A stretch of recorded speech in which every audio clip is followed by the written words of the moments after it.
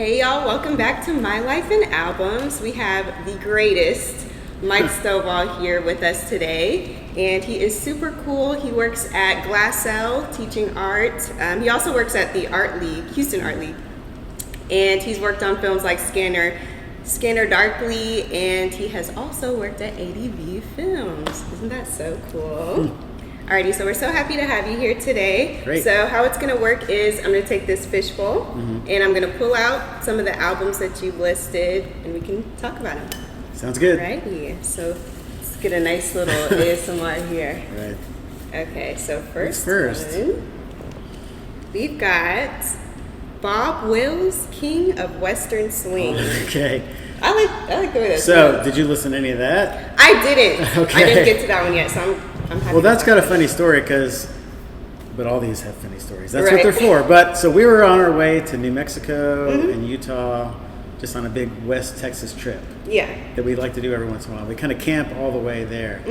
And we like to not go on the interstates as much as possible. It's fun just to kind of be off the road. So we were driving through a place called Turkey, Texas. Turkey, Texas. And it said it was the home of Bob Wills. And we're like, Bob Wills? Who is that? That kind of sounds familiar. Yeah. Right? Luckily we had Spotify and we were, had service. So we checked it out and it's all this Texas swing music from like the 40s and 50s. Okay. And he was real influential on that kind of stuff later. So so that kind of became the soundtrack of that trip. Once we found that, that's pretty much all we listened to the whole rest of the trip was just dang. Texas swing music. Okay. And so I've kind of been a little bit into it, like I have some compilations of different Texas swing. But it's usually like a road trip kind of music. Like I don't feel like I sit around and listen to it. But if we're heading out west, it's definitely on the music. So. Yeah. Sometimes songs hit better on the road than they do like at home. Right. That's fire. Okay. Y'all get into some Texas swing. Sure. Don't be scared. Alrighty, so next one we have is the Squirrel Nut Zippers Hell. Okay. Did you listen to any of that? I did. So the Squirrel Nut Zippers are a swing band, not Texas swing, but kind of like retro swing. Because in the mid to late 90s, there was this movement of swing music that suddenly got popular. Did you know anything about this? I didn't, but I'm happy to learn. So like big band music, learning how to swing dance. So we took swing dance lessons. You would dress retro. It was like a thing, right? It was like it was a late '90s thing, or like flipping and spinning, and so they were like one of the big bands at that time promoting that or doing that kind of music. And actually, they still make music and travel around because I saw them at the Heights Theater a couple of years ago. They haven't been back to Houston lately. Yeah. But swing music was like, it had its moment because there was even like this famous Gap commercial where they play big band music and all the people wearing the Gap khakis or, swing dancing and stuff. That's fire. So it was a thing, but it kind of started my whole interest, or it like coincided with this project that I was working on my old design firm. Okay. Where we were doing the Lake Jackson Historical Museum. Oh. And so it was founded like because of World War II to take magnesium out of seawater for the war effort. Really? But anyway, they built the whole town just for all the people that were going to work at Dow Chemical to do that. And so all this stuff happened in the 40s. So we were going through piles and piles of photographs for the museum, looking at stuff.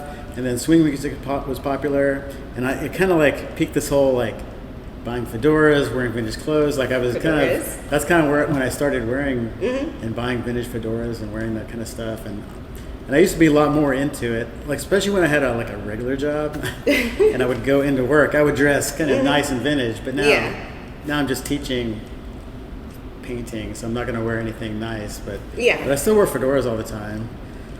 Yeah, so that's how all that kind of came about. Okay, we love a fedora, guys. The vintage music. And we love a history lesson. Right. I've got a lot of stories. I see. I love it. Alrighty, so next one. Let's hope I've listened to this one. Right. Yeah, so far you're 2 for 0 or 0 for 2 or whatever. So. I promise I listened to a bunch of it. Alrighty, so is it Brubeck? Dave Brubeck? Brubeck, right. Time Out? Right. Don't ask me, please. So he's jazz musician from the Okay. late 50s, early 60s. And that Time Out album is super famous because it was the first jazz album where he was using syncopated rhythm, Okay. infusing that into hard bop jazz. Because I got really into hard bop jazz. I mean, I Okay. still listen to jazz like that all the time. Yeah. Bop and hard bop. And the funny thing too about that is I kind of got into it because Starbucks used to sell CDs at the Starbucks checkout. sold CDs? Right. They had That's mixed crazy. CDs, and they had these that were called Blue Note Blend. So because there's that record label Blue Note Yeah. that does all the jazz music, and so they kind of tied in the coffee thing, called it Blue blend. Note Blend, and then they even sold a ground coffee called Blue Note Blend. So it was all this marketing campaign, but that's where all this bop and hard bop music was on these, and I just kind of bought it as a whim. I'm like, wow, this is really good. So I really got into tracking down Cannonball Adderley, like all these great jazz musicians from the late 40s and through the 50s, early 60s, playing bop and hard bop. And so then it also just tied into the whole vintage thing that I was already kind of into also. Like it's all Okay. kind of tied together. It's like building your Right. wardrobe Yeah, personality. so I try to buy a lot of that jazz on vinyl too. So Okay. because I think that's more pure, right? Listening Yes. to that stuff on vinyl. So It is. You have a record player? I do. Well, yeah, I had one from when I was younger, from the 90s, and I used it for a little while, but then it crapped out. And so then I bought a nice one during the pandemic. Actually, I was like, I'm going to buy a nice one. We're not doing anything. We're just sitting Right. around. So I ordered a really good one. So yeah. That's good. Okay. That is so fire. Alrighty. That's so crazy. I didn't know Starbucks used to sell CDs. They Yeah. need to start bringing stuff back, I like don't- some creative I don't think things they do now. that anymore. But they sold like a few different volumes of that. But they also sold just like other popular artists at the on the counter there that fit their vibe. You know? Yeah. But I guess That's they don't do cool. that anymore. That is cool. Probably they think people don't want CDs anymore. So We definitely do. Well, now we do. Now I we guess do. like we've hit a certain point where Right. we're like, no, just let me download something yeah. and give my computer viruses. Alrighty. So next one we have is Bridget, Call Me Baby. The future is our way out. So they're a very new band, and it's kind of like crooner rock. Okay, crooner rock. Yeah, and they're from like the lead singer is from South Texas. Okay. But the band's from Chicago, and the way we discovered those guys probably like 3 or 4 years ago is that we were painting a mural in Dallas Okay. at a cat cafe, and so we listened to KXT there a lot, which is the public broadcast Yeah. station. So and they played it, and they were like, "What is this?" So it was really good. It's kind of like Chris Isaac. You know who Chris Isaac Yes. is? Oh, he's the one that does the. Oh my gosh, one of my favorite songs. The one Jack Black did a cover of. Right. Yeah. Yeah. Oh my god, I can't remember Yeah, the what name. is that song? But that's kind of crooner. Like he's like Yeah. singing kind of like, Bing Wicked Crosby Games. or Wicked Games. Yeah. He's singing like guys from the 40s and 50s. But so they're a new band that does that, and so we discovered them, and then they just happened to be coming to Houston. And actually, Oh. they're coming again this summer. Okay. And they played at White Oak, and we went and saw them, and they were so great. So Were they really? yeah, because we really like that kind of crooner rock, because that also kind of ties in. I don't know, I feel like there's always this vintage theme Yeah. in my life. I mean, you know what you like. Yeah, right. So that's what they are. So yeah, go listen to Bridget Calls Me Baby. Please, yeah, shout out. Shout Yeah. them out. Alrighty, so we've got Pavement, Slanted, and Enchanted. Right. So did you like listen to that any Slanted Pavement? Another very influential alternative band from early '90s through the mid '90s and Okay. later, but they're called out by a lot of people after that. But they're kind of like Pixies era. Yeah. They kind of came around at the same time, but. I mean, I have specific memories because I had never heard of them, and I was in Austin sometime in the mid '90s. Yeah. And my friend had like a '78 Oldsmobile '88, Damn. and we would just drive around in that thing, and then he put a cassette tape into the thing, and it was Pavement. That album. I'm like, what is this? And he Yeah. goes, this is Pavement, or whatever like that. Yeah. So it's like, oh, sorry. I guess I'm not as cool as I thought I was. But. I hate when people do that. Like, Yeah, right. Okay, I don't know who they are. Yeah, he Teach tried. me. They tried to make me feel dumb for not knowing who Pavement was. But yeah, Pavement's really good. Yes. Alternative. Teach, don't shame. Right, yeah. It was a teaching moment, and they just made fun of me. Trauma. So yeah, very specific memory of that. Okay. Also remember them making martinis with Coronas and Oh. something. It's called like a Texas martini. Okay, might have to Like try that out. Corona and tequila. Well, I'm not a tequila fan. Yeah. I do like Corona though. Something like that. I don't even know how they made them. Mm-hmm. But I remember at the time thinking, this is the best thing I've ever had. But it probably wasn't. Really? What's your drink? What's your go-to drink now? What's my go-to drink? Well, I like craft beers a lot. But if I'm going to get a mixed drink, like the one that's easy to order anywhere is a Dark and Stormy. Okay, I don't think I've heard of that one before. Yeah. I'm not a huge mixed drink person. Right. I usually just do shots, guys. I'm still kind of in party mode, but I'll try that So one. Dark and Stormy is ginger beer and spiced rum, like Sailor Jerry's or something. I like That's rum. all it is. Just those two things. So every bar has those two ingredients for sure. So, but I like those a lot. Yeah. But I like vodka drinks. I don't know.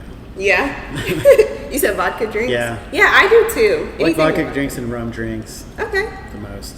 We go to the tiki bars around a lot. So Oh, yes. I love the tiki bars.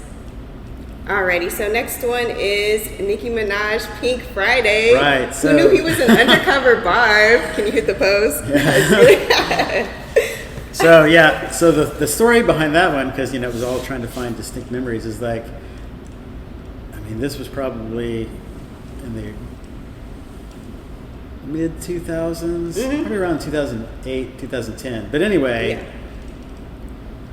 I was divorced from my wife at that time. But my kid, he was like 8 or 10. My parents took them to Gulf Shores, Alabama, to hang out on the beach for like the whole thing. But I couldn't go with them. I had to just go later. So the story behind that is that album had been out and I've been listening to it. But I basically listened to that from Houston all the way to Gulf Shores, Alabama, on repeat over and over again. Really? In my little Mini Cooper that I had at the time, with the windows down and crank. It was like sunny and it was like a beautiful time. And so I have specific memories of that album. That's such a good I might have been to sprinkling a little Katy Perry in there too. I think it was like the two of them. What Katy Perry album came out at that time? It was the one with, it was her famous one that made her really big. Is it the one with I Kissed a Girl on it? No, that was her Hot and first Cold? album. Maybe? It was the one after that. I'm trying to think. Yeah, I Maybe can't we should remember look now. it up. Let's see. So yeah. What's your favorite song off of, or like what song? I like Starships a lot. Oh, Starships. Okay, yeah, that was when she was in her kind of But like. also the Hove EDM. Lane, which is, I kind of like that song. Okay. Because I still call it the Hove Lane all the time because of that. It's the Hove Lane. That is so fire. Alrighty. Maybe I should ask you to rap a verse. Should we? No. Okay. Alrighty. So our next one is. I did listen to this album. Thank goodness. The Cars, Candy O. Right. So that's their second album, but their first album is really great too. But I just have kind of being blown away by that because at the time I feel like at my age at that time there was still a lot of like leftover kind of 70s. Yeah. What they call yacht rock now, right? Yes. So that kind of stuff was on the radio all the time, like the Eagles and whatever else. And there was a lot of disco playing. But then this happened, the Cars. I'm like, what is this? Because it sounded really hard and edgy to me too.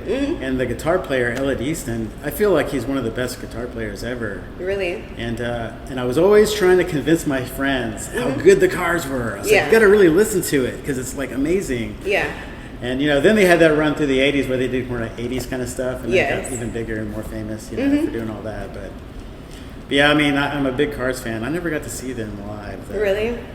They Did you ever end up convincing your friend to appreciate them the way that you do? Not really. She didn't. I mean, I remember a specific friend that I used to kind of date. I was really trying to convince her. She never bought into it.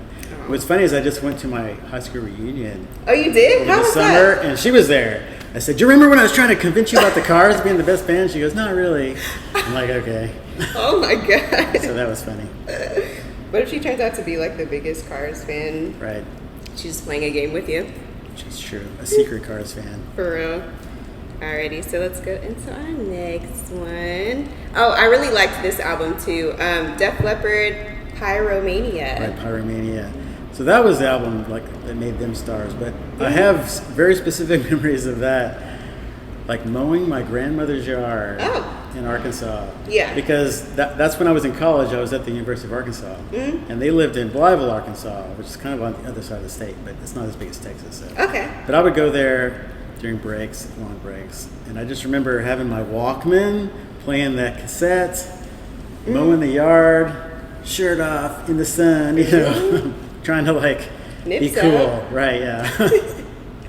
So yeah, I mean, that's like a big memory of my grandparents hanging out there at that time. So. That's nice. I don't think I've been to Arkansas either. No.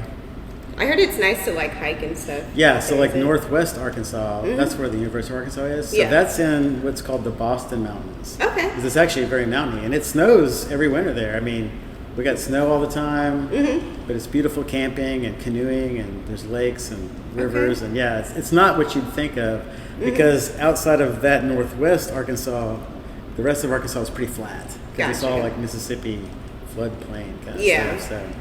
And I think that's how most people think of Arkansas, because they've driven through it on the way somewhere else. Like it's just all flat. But yeah.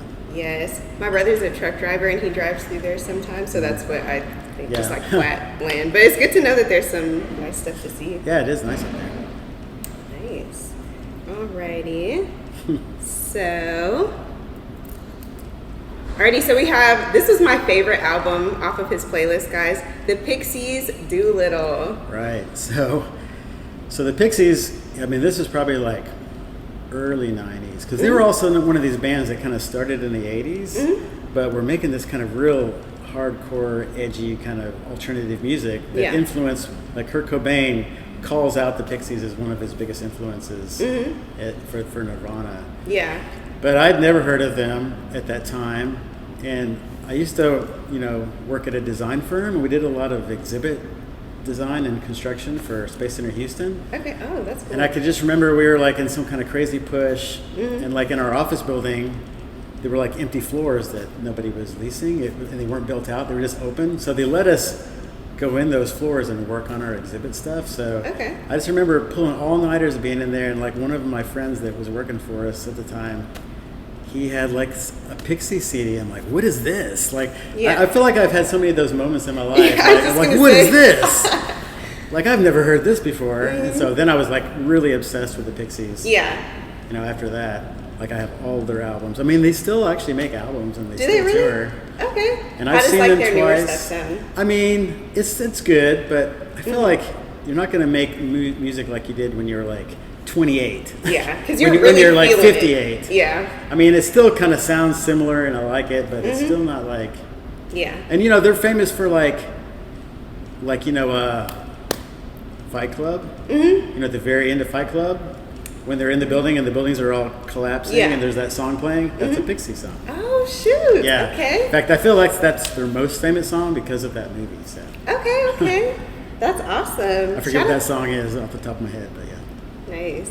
Shout out the Pixies. Yeah.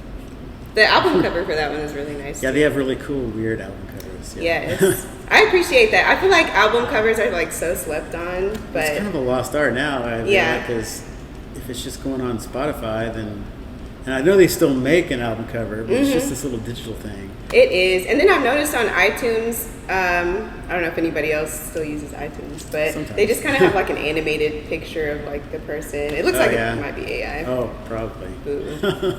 Boo if it is. Right. Alrighty, so our last album is Soundgarden, Spoon Man. Right. Tell me about Spoon Man. So Soundgarden though. I don't. No? I'm so sorry. So one of the biggest grunge bands. Don't shame. One of the biggest grunge bands, definitely of the early 90s, but then all the way through the 90s. But like at the same time as Nirvana and Pearl Jam, it was like the three of them, and they were all from the Seattle area. Okay.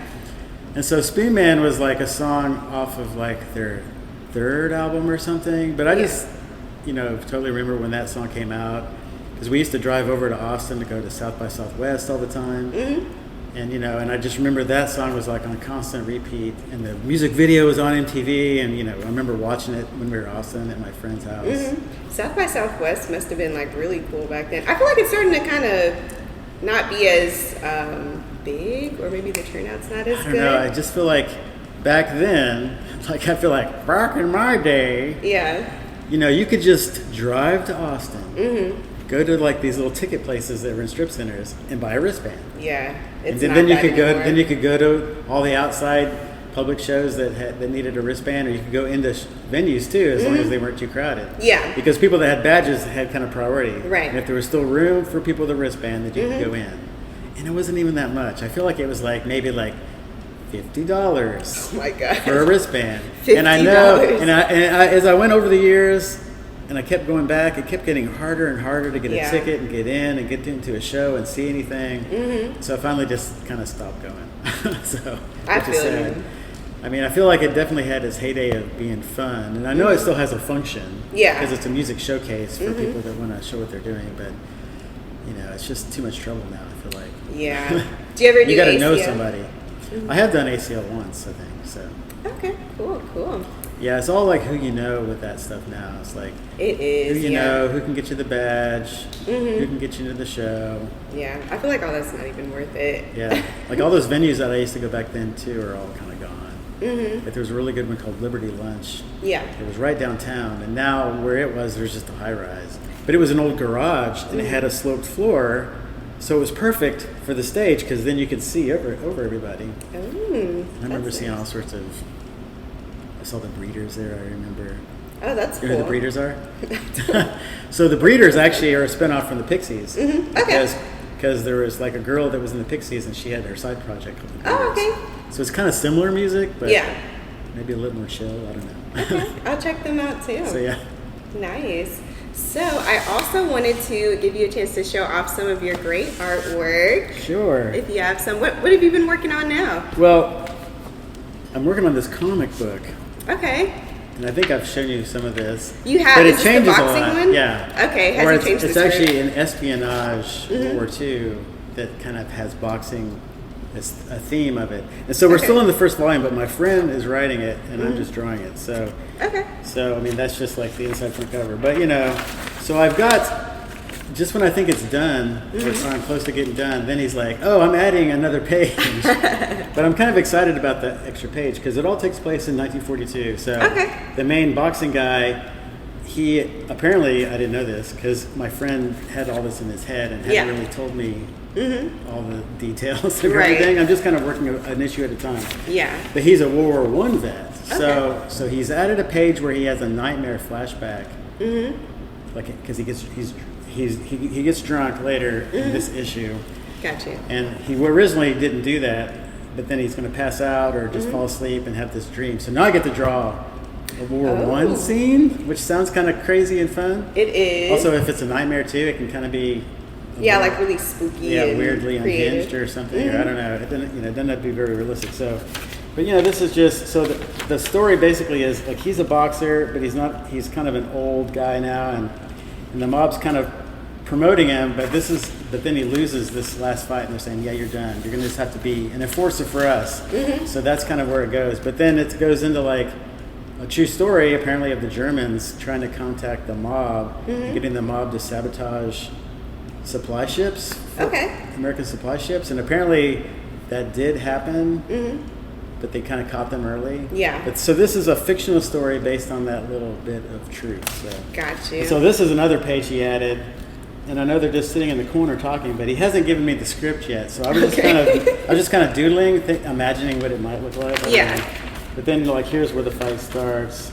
Oh wow. And then this is another page he added because he thought that he lost too quick. So this is where they started fighting. Oh, did you decide on how to draw those ropes? I remember you were trying to decide whether you're going to. No, I kind of changed my mind about that. Oh, you did? So I had this idea where I put the ring in the middle, like in a diamond, and so there they are, small, and then I just do these 4 panels. And so he likes this, but I haven't inked it yet, so it's like one of the uninked pages. But so originally he loses really fast. So my friend thought he's just losing too fast. It's got to be like a little bit of a fight. Yeah. So we added an extra fight page, and then here's his crew at the ring corner, and they're like, "Oh crap, he lost again." Here he's getting counted out. Oh, I like that. So it's kind of like I like to draw in this kind of like an animated style because I like the weird juxtaposition of serious stuff happening, but it's kind of a cartoon at the same time. So it kind of takes the edge off a right. little bit. But I'm actually looking forward to like doing like, because it's supposedly going to get more violent. As Okay. there's conflict between the FBI and the mob. There's shootouts and stuff. So I'm Do kind you of looking ever forward do to gore? like doing graphic stuff, but in this style, which I feel like will be really kind of crazy. Yeah, I don't think that I've seen like anything kind of gory in that style before. Right.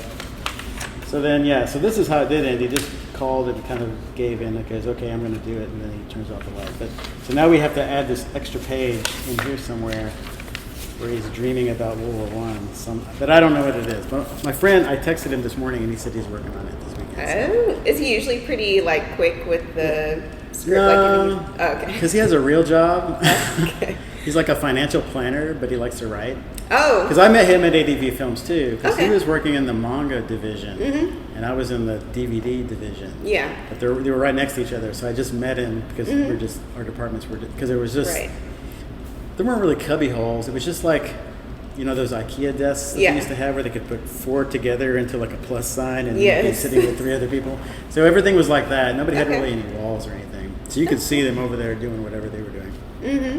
And the only other thing I brought were I brought a few of my sketchbooks because what I like to do is I like to cycle through them because I feel like I was getting out of practice drawing with other mediums. Like Yeah. I was just drawing with the brush pens all the time. So I came up with a pencil, and I paint these covers too, just for fun. Oh wow. We can get a close up of this one too. Huh? So that's That's nice. So that's all pencil stuff. So What in did this you one, use on this? it's just acrylic paint. Okay. So what I do is I find pictures of famous or just old pictures gosh, or of that's like famous. So I was trying to like, because it's not my style, although I can draw like this. But Yeah. I felt like it was good to kind of keep practicing this, Yeah. even though I'm not really doing anything. That's beautiful. So I would just find old black and white photos of either stars, you know, without tracing it or anything, just like, you know, because it was also an exercise in just observational drawing. So Yeah. Oh my to just goodness, drawing that it. is And beautiful. look, here's a World War I guy right here. In fact, Okay. this could probably be an influence on the You comic. could. So yeah. So there's just so then I stamped the pages. Although I kind of fell behind on that one a little bit. I need to go back to it. Oh my goodness, this is beautiful, really. That is crazy. Oh my goodness. Then this one's called Days Long Past. Okay. So what this one is I just, you know how you ever been in an antique store and you'll see like a basket of old photos? Yes. I'll look through it and find cool ones. Oh really? Especially some that have like a lot of contrast, because those are easy to draw. So then, when I find like an old photo with a lot of contrast, I just do like a brush pen illustration of it. Yeah. Because I'm trying to find a lot of contrast, so I can just do black and white and not have any shading or anything. Okay. So that's always kind of my goal. Is like no shading. So I it's just, love it. you know, it's just another exercise in trying to Oh man, this is really good. think about things without going too crazy with shading. I mean, there's nothing wrong with shading. Yeah. It's just that this is the exercise I chose to give myself, like these little photos. So It kind of reminds me of the. I did put some blue on this one. For fun. Oh, that's nice. It kind of reminds me of the things that they show you in like what is it, like therapy Oh, or ink something. blot? With it. Yeah. Yeah, the ink blots one. Yeah. So that's all this one is. I did add a little brown I to like that that. one. Yeah, because I felt like after I did it, like I didn't want to just outline his pants and the hat. I thought that, you know, I'm trying to avoid that. So I thought, well, Right. I'll use one color. And then on this one, I did a little wash just for fun, but it's not really the right kind of paper. It kind of wrinkled a little bit. That's cute. So that's all this is. It's I just love a bunch of these pictures, and I have like so many of these pictures too. I have enough pictures to probably keep doing this till I'm dead. That's hey. Keep going. And then the last one is the one that's ink. And so Okay. this one's all actually ballpoint pen. And so this is more like a doodle journal kind of thing with a ballpoint pen. Yeah. And so I just kind of draw like whatever pops into my head, or if I'm just looking at references, and I just like, and I kind of like slowly got into this thing where I always put a little bit of a building, and I always like to put a bunch of text. As being a graphic designer, I'm kind of always interested in lettering and text and stuff. So, Okay. so yeah, so it's just all this kind of stuff.